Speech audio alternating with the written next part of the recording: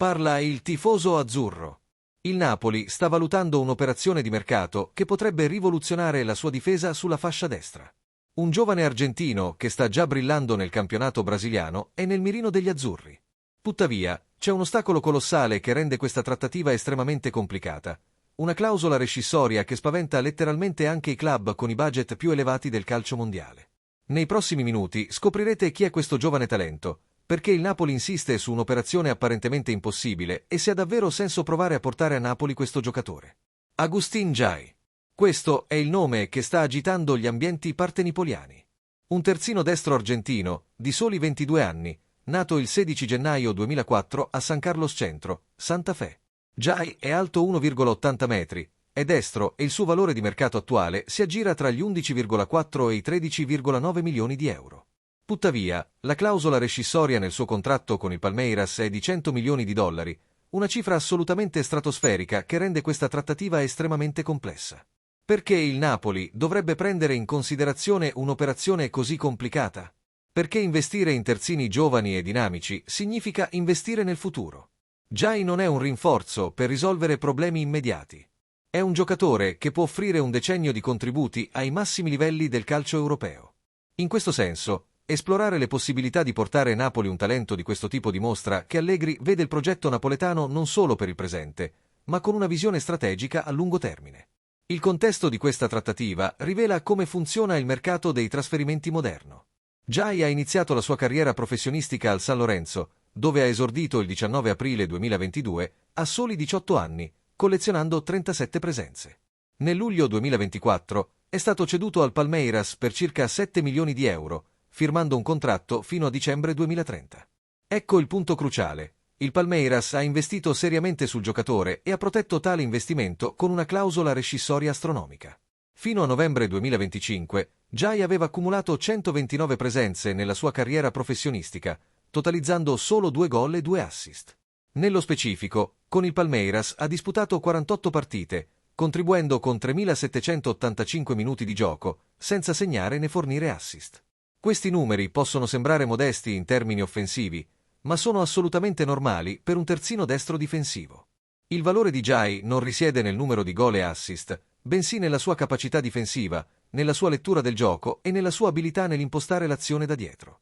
Le caratteristiche tecniche di Jai rivelano un terzino moderno e ben strutturato.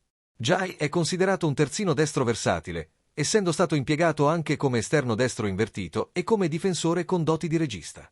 Questa versatilità è estremamente preziosa nel calcio contemporaneo. Un terzino in grado di ricoprire più ruoli offre ad Allegri opzioni tattiche che il tecnico cerca costantemente di sfruttare. Nel modulo 4-3-3 di Allegri, Jai rappresenterebbe una valida alternativa difensiva a Giovanni Di Lorenzo. Mentre Di Lorenzo è un capitano esperto di 31 anni, Jai è un giovane dotato di velocità, energia e un chiaro potenziale di crescita. Allegri desidera un terzino che eserciti una sana pressione agonistica, che costringa Di Lorenzo a mantenere il suo massimo livello di prestazioni e che sia pronto a diventare titolare quando il capitano sarà in fase calante. Confrontando Jai con le opzioni attualmente a disposizione del Napoli, emergono differenze dinamiche. Di Lorenzo offre leadership, esperienza e posizionamento intelligente. Pasquale Mazzocchi offre velocità e aggressività offensiva. Jai porterebbe freschezza, giovinezza e uno straordinario potenziale di crescita. Non arriva per scalzare immediatamente nessuno dalla formazione titolare. Arriva per esercitare pressione agonistica ed essere plasmato tatticamente da Allegri.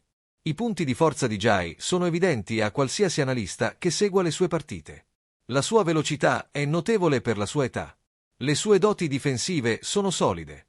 Il suo recupero palla è affidabile. La sua professionalità è evidente.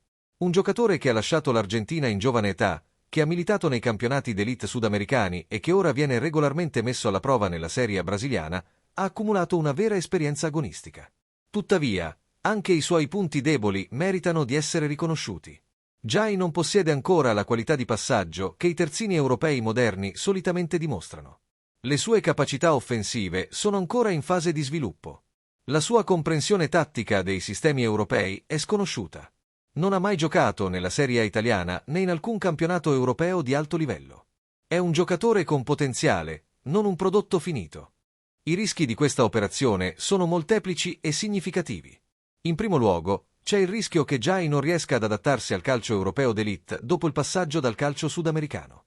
Non tutti i talenti brasiliani e argentini riescono ad adattarsi al ritmo e all'intensità della Serie A. In secondo luogo, c'è il rischio che investire 100 milioni di dollari in un terzino di 22 anni sia un uso inefficiente delle risorse, quando altri ruoli necessitano di rinforzi. In terzo luogo, c'è il rischio che Jai fatichi a crescere in un ambiente altamente competitivo.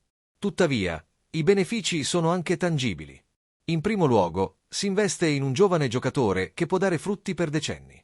In secondo luogo, si dà a Di Lorenzo lo spazio per ridurre gradualmente le sue responsabilità. In terzo luogo, si dà ad Allegri un giocatore che può essere plasmato tatticamente secondo i suoi principi. In quarto luogo, si garantisce al Napoli una sicurezza difensiva a lungo termine. A mio parere, la questione non è se Jai sia un buon giocatore. Chiaramente lo è. La questione è se abbia senso per il Napoli impiegare una quantità colossale di risorse in un'operazione che presenta rischi significativi quando ci sono esigenze immediate. Se fossi il consiglio di amministrazione del Napoli, valuterei la possibilità, ma non pagherei il prezzo richiesto per la clausola rescissoria. Cercherei di negoziare una cifra più realistica con il Palmeiras.